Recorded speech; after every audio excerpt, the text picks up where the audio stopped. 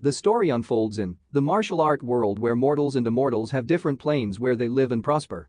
On the mortals plane, Wu Kingdom is just one of the many kingdoms ruled by mortals. They practiced martial arts with the help of their mortal techniques to reach greater heights. In this world where strength rules supreme, martial arts are the key. Wu Yu is one of the princes of the Wu Kingdom. After his emperor's father's death, he was to become the crown prince that will lead the nation in the future. But as everyone was coveting the kingdom's throne, just before the day of crowning, Wu Yu was caught up in a conspiracy. He was drugged and put in the same bed with an emperor's consort. Wu Yu woke up, and as he regained his senses, he got confused seeing one of his father's consort on the same bed with him. As he was compiling his thoughts, he was interrupted when water was splashed on him by the guards of the harem master consort Yuan Zai. They sneered at him as Yuan Zai arrogantly asked Wu Yu to come to his senses and accept his crime. Only then Wu Yu realized that he is not dreaming and he was not present in his own room, but rather in the emperor's bedchamber. In addition to that, he also notices several people inside the room, including ministers and princes, that were forbidden to enter the bedchambers. As he was trying to understand the situation, consort Yuan Zai ordered the guards to take the adulterous couple away. Later the guard threw them on the ground in the Zixi palace to receive their judgment. As he was thrown on the floor, everyone present in the palace started accusing and criticizing him. Yuan Zai ordered the palace guards to drag consort Ming out to execute her. She tried to defend herself and kept on swearing to be innocent, but to no avail. Everyone present stated that Wu Yu should be guilty and punished for this crime, and that he is not worthy to become a crown prince and lead the kingdom. Yuan Zai took this chance and stated Wu Yu was guilty of cheating with a consort just after the emperor's death, so he should be punished. Wu Yu realized that he has being conspired against, and as he tried to stand, he failed and noticed that he had been poisoned. Later Prince Rong arrived and started pointing and accusing Wu Yu of being materialistic, merciless, and a martial arts fanatic that has no honor. Commander Wu of the Wu Kingdom military also gave foul remarks about him. Both of these people were punished by Wu Yu in the past due to their wrongdoings, and now they want revenge as he is down. Wu Yu tried to voice out his thoughts but was interrupted by Yuan Zai when she warned him that he has no right to argue and ordered someone to call immortal Hao Yan. Wu Yu could not believe that the immortal sent by the heavens to protect Wu Kingdom was alarmed by this situation. Immortals usually don't interfere with mortal affairs, they only eradicate evil. He saw a glimmer of hope to get justice. The door opened and a shadow of a human figure could be seen covered in mist. As he stepped in, a man with long white hair appeared. It was the immortal Hao Yan of the Wu Kingdom. As immortal Hao Yan entered, everyone present knelt down in respect and greet the immortal. When Hao Yan approached, Wu Yu also greeted him with respect and requested justice. Inside his mind, Hao Yan is a righteous person and is sure to give him justice. Immortal asked Yuan Zai what happened in the kingdom. She explained Wu Yu's adultery and asked the immortal to punish him.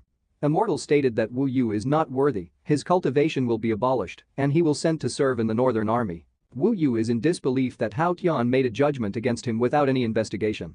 He concluded that no can defeat him in the Wu Kingdom, and only Hao Yan can suppress him. As a result, the higher-ups in the palace sided with each other, and Hao Yan was behind all of this.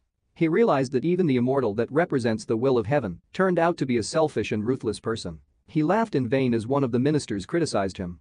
Hao Yan took out a pouch containing soul-severing powder that could cut off the meridians and abolish a person's cultivation. He ordered the guards to make Wu Yu drink it.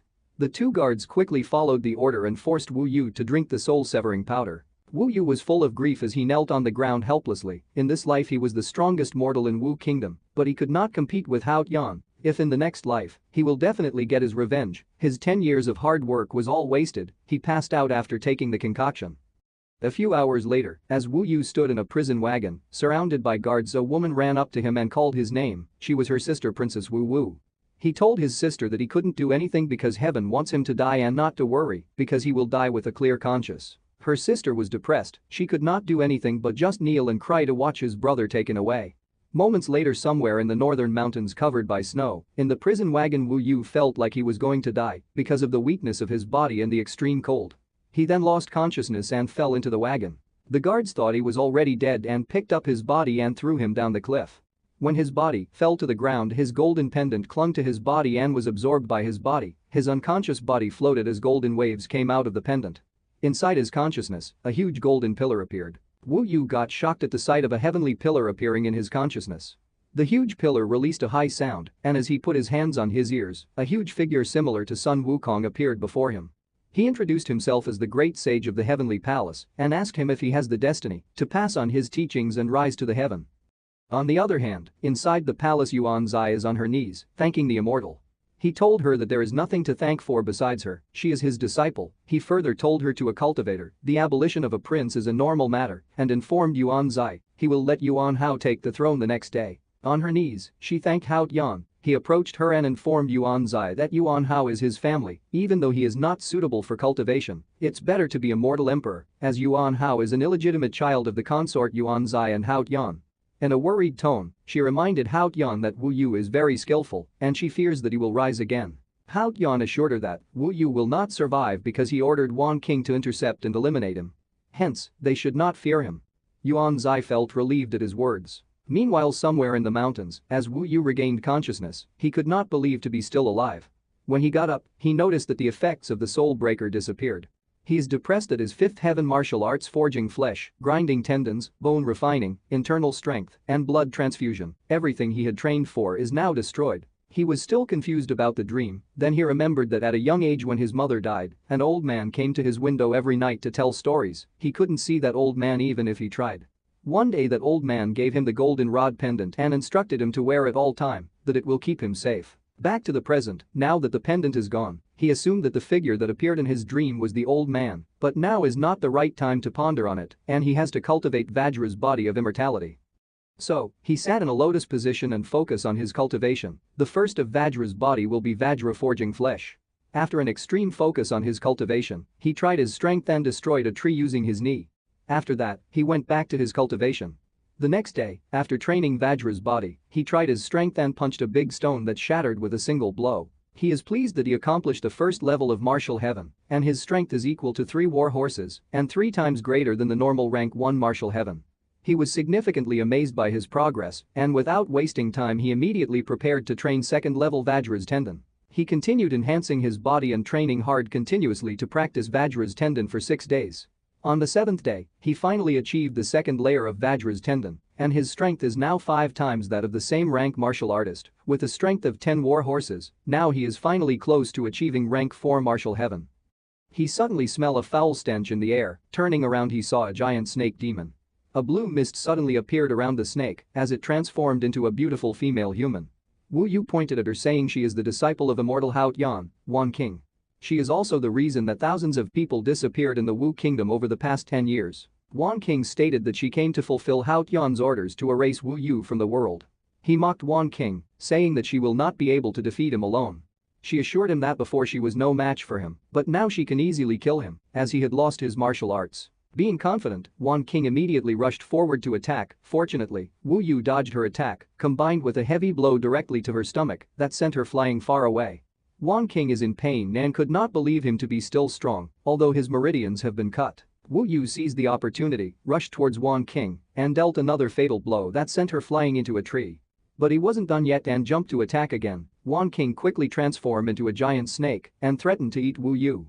But Wu Yu did not budge and kicked the snake, then he rode on its head and started hitting it with a stone. The snake cried in pain and begged to spare her life, but Wu Yu does not care about it and planned to finish her off. However, before he dealt the finishing blow, she shouted to reveal the secrets about his emperor father's death. She told him that Hao Tian and Yuan Zai is behind her father's death, and they used many poison pills in his father's food to slowly kill him. What he heard astounded him and his anger were shaking him. The snake saw the opportunity to act and pushed him away with his head. Wu Yu was thrown down the cliff due to the impact and fell into the Bibo River. Wan King was relieved. She was sure that Wu Yu was erased from the world because no one could survive the Bibo River. Some days later, Wu Yu woke up in a room, astonished that survived and wondering where he was. An old man carrying a bowl noticed that he is awake. Wu Yu noticed that the old man had the same voice as the one who gave him the golden pendant. So he asked if he had seen him 10 years ago, and the old man told him he has been in mountains for decades, so it's impossible for them to have met. As the old man handed him the medicine bowl, he asked where he was and got shocked to discover that he is at Immortal Gate. The old man asked him if he has heard about Zongmen, the sect of cultivating immortals. Wu Yu informed him that only a few people know about Zongmen because immortals don't interfere in worldly affairs. Wu Yu thanked him for saving his life and introduced himself. The old man also introduced himself as Sun Wukon and informed that he was not the one that saved him, but rather the head teacher, and explained that the head teacher arranged for him to become a handyman here. As he drank the bowl of soup, he noticed that the medicinal efficiency here is extraordinary.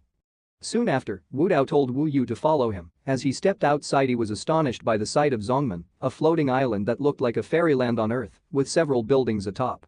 Wu Dao informed him that most of the Taoism here is related to the sword, that's why it's called Tongshan Sword Sect. Wu Dao handed him the uniform and asked him to change and follow along. He then informed Wu Yu about Zongmen. The strongest among Zongmen is the head teacher, the legendary Jindan Immortal, after him the elders, the core disciples, and lastly outer disciples. There is a difference in status between core and outer disciples. The number of outer disciples is several times that of core disciples. However, other than that, most of the disciples are handymen, taking care of daily food, spirit beasts, and fairy spirits. Handyman cannot leave until they reach the 5th rank of martial arts heaven at the age of 15. At the 6th rank, they will have the opportunity to pass the assessment and become formal disciples. Consequently, they will no longer be handymen and can start cultivating immortality. Wu Dao also reminded him that the most important rule for a handyman is not upset an immortal. It does not matter if he is an outer disciple because he can be killed. As he looked up at the sky, Wu Yu agreed with the old man's advice. Wu Yu noticed an immortal in the sky flying on a crane. Wu Dao immediately bowed Wu Yu's head and informed him that she is Su Yanli, the peak master of Yanli Peak. She is the direct disciple of the head teacher and highest status among core disciples. He learned from the old man that the assessment would be held in 2 months. When they arrived at the fairy beast garden, the old man instructed him that their task, for now, is to take care of fairy beasts. There they were greeted by an arrogant man, Zhao Chuan, the chief handyman, with his lackeys. He asked the old man who was with him. Wu Dao answered him politely. Chuan thought that if Wu Dao's companion is the one saved by the head teacher, he probably would be strong as he survived the fatal tides of the Bibo River.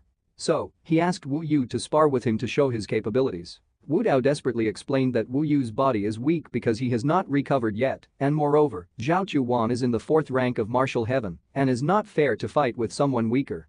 Luckily, Chuan was annoyed and let them be. He also threatened that they will be sacrificed if they made any mistake in performing tasks. At the same time, in the air, 4 immortals are talking while riding their big cranes. The man said he came to see his senior sister to learn the way of immortality. Then, the cranes landed in the fairy beast garden. On the other hand, Wu Dao reminded Wu Yu to not look directly at the immortals, as the immortals passed by Wu Yu, remembered if it not for the soul-severing powder, he would have been one of the immortals. By late afternoon, while Wu Yu was sweeping an outer disciple, Sichu Jin was furious when he saw his crane was lifeless. Zhao Chuan pointed at Wu Yu and accused him of serving Sichu Jin's crane. Wu Yu tried to deny the accusation, but Sichu Jin did not even listen to Wu Yu and whipped him angrily. Upon the fierce hit, Wu Yu crumbled on the ground, while Sichu Jin insulted him for being a lowly slave. Wu Dao intervened. He took the blame and begged to spare Wu Yu. Still, Wu Yu knows that Zhao Chuan is targeting him, so intends to confront it head-on. Sichu Jin smirked. He hates people who are useless, yet dared to show bravery. The woman beside him even pointed out he should be finished to set an example for others. Sichu Jin agreed with her and whipped Wu Yu with all his strength, sending him flying far away. After concluding that he is not alive, the immortals left. On the other side, Wu Yu was still alive, bearing the injuries he received because of this humiliation. He is determined to join the sect to pay back. The old man worriedly rushed to him and advised him not to hold grudge against the immortals, but Wu Yu intends to take revenge, as he is the successor of Sun Wukon. 10 days later, in a forest near the mountains, after continuous rigorous training, Wu Yu finally reached the 3rd level of Vajra's body and was not far from achieving golden flame bones. He was so immersed in his training that he did not notice his surrounding as Zhao Chuan and his lackeys sneaked up on him. Zhao Chuan felt strange that how can he survive after getting beaten up badly. He must possess some sort of treasure that helped him to defend himself against Jin's attacks. Therefore, he threatened Wu Yu to take out the treasure, otherwise they would kill him. Wu Yu bravely rejected them. He knew that Zhao Chuan is at the 4th rank of martial heaven, so he might be able to kill him with some effort. Upon hearing his rejection, one of the lackeys stated they would finish Wu Yu for being stubborn and requested permission from Chuan to crush him. He dashed forward, intending to finish Wu Yu in a blow. However, he remains unfazed. He dodges the punch and dealt a heavy blow to his stomach, sending him flying. That made Zhao Chuan surprised. The other lackeys, upon seeing their comrade beaten up, rushed towards Wu Yu to beat him. He is still unfazed, and to their surprise, Wu Yu started beating them one after the other and finally beat all of them. As Zhao Chuan watched his lackeys beaten up, he realized that Wu Yu is precise and professional in his technique, so he decided to fight him on his own. On the other side, Wu Yu is astonished by the effectiveness of Vajra's body and that simple attacks cannot harm him. He smirked and provoked Zhao Chuan to fight him. Nonetheless, Zhao Chuan draws his sword and is confident that Wu Yu's physical body cannot resist his sword. However, Wu Yu is very positive. He clenched his fist and dashed forward using his dragon tiger fist technique, but Zhao Chuan dodged his blow and swayed his sword. Wu Yu noticed Zhao Chuan's power. He is already in the inner strength realm and forged his organs, so it's not easy to deal with him. Chuan immediately used Pear Blossom sword technique and launched multiple wind blades. Fortunately, Wu Yu used monkey ghost stance to dodge the blades. Now that both Wu Dao and his life are on the line, he is determined to fight to the death. He continued to dodge the attacks. Chuan got irritated and mocked him if he only knows to dodge. Chuan got full of him and swiftly attacked from behind, slashing Wu Yu in his chest and crashing him into a tree. Fortunately, he survived as he had already achieved golden flame bones.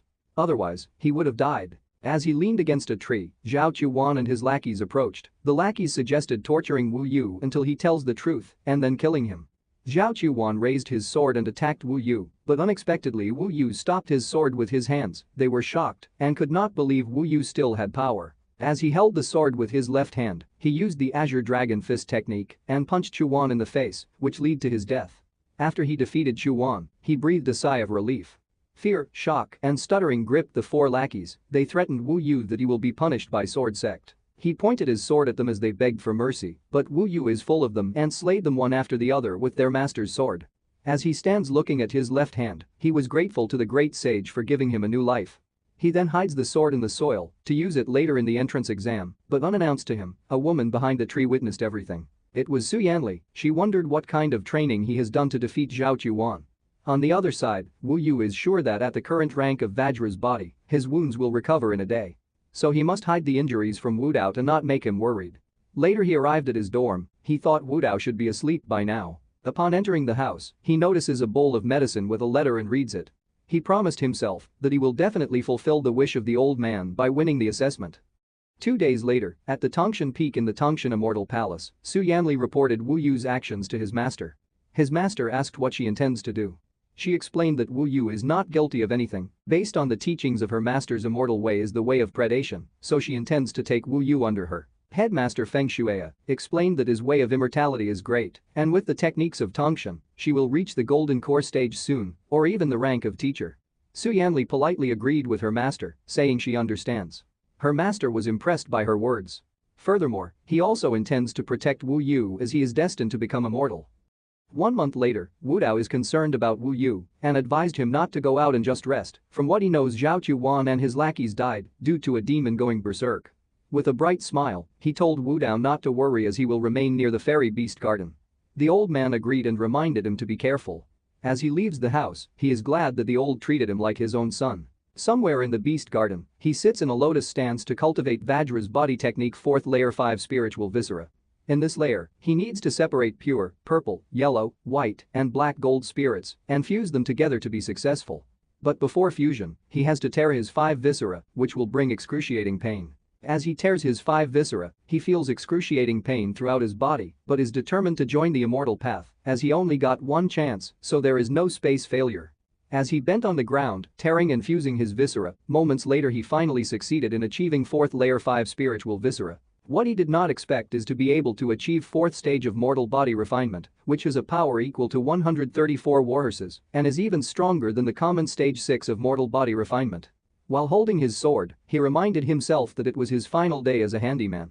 Moments later, Wu Dao arrived and informed him that it's time for work. While doing their tasks, the worried old man reminded him not to go anywhere or he might end up like Zhao Chuan. Wu Yu agreed and asked the old man if he intends to watch the entrance exam. At the same time, in the air, while the immortals were riding their cranes, Sichu Jin's eyes glinted as he looked down. When Wu Yu noticed the coming immortals, Wu Dao advised him to hide, but it's too late as the immortals had already noticed. A disciple pointed at Wu Yu with shock. Sichu Jin explained he used most of his strength while beating him, yet he still survived. Sichu Jin approached them and mocked Wu Yu for still being alive. He politely greeted the immortal and informed him that he struggled to stay alive and thanked him for having mercy. Huaqian, an outer sect disciple, interrupted and mocked Sichu Jin for being weak, saying he could not beat a servant. If it was her, she would have no problem torturing the culprit. Sichu Jin agreed with her and explained to Wu Yu that it's not easy to forget what happened. Wu Dao interjected saying he was the one who brought Wu Yu, so he should be punished. Wu Yu intervened to protect the old man and said to ignore them. As a result, Sichu Jin got angry and said he has no right to ignore his order. Wu Yu argued that even a servant cannot be insulted like this. Sichu Hin raised his whip, but just before he hit he flew away and crashed into a rock. In the aftermath of the blow, he was surrounded by dust and demanded to know who had the nerve to attack him. Just as his front became visible, Su Yanli appeared. Su Yanli explained that this is her territory and 3 of them are not allowed to come here from now on. Besides, Wu Yu is a handyman of her peak. If he needs to be punished, she would do it herself, not him. He warned Su Yanli that his little brother Sichu Minglang has already reached the peak of the body refinement stage and his talent was much better than hers. Huak Yan added that sect guardian Severian is ready to accept him as a disciple and in the future, his status will exceed hers. With fierce eyes, she asked them if they were threatening her. The 3 immortals quickly turned around to their cranes. Sichu Jin explained he would not dare threaten her, he would just leave Yanli Peak. But deep inside he is shaking with anger and wants to take revenge when his brother becomes powerful. Wu Yu politely thanked Su Yanli for her assistance. As the women flew away, Wu Yu realized that Minglang is already at the peak and defied heaven's law, whereas he is still at rank 5. The next day at the Ascension Peak, everyone is excited about the exam. Wu Yu brought the old man and informed him that the competitors will enter from the bottom and the old man can watch everything from up here. Before going down to the competition site, Wu Yu told the old man he will explain everything about the competition later when he comes back. He then went to the bottom of the peak towards the competition site to register for the assessment. He is confident to join the immortal path today. That's all for today. If you like part 2 of this manhwa, just comment below. Thanks for watching and please don't forget to like, subscribe and comment to get epic content on this channel. See you next time.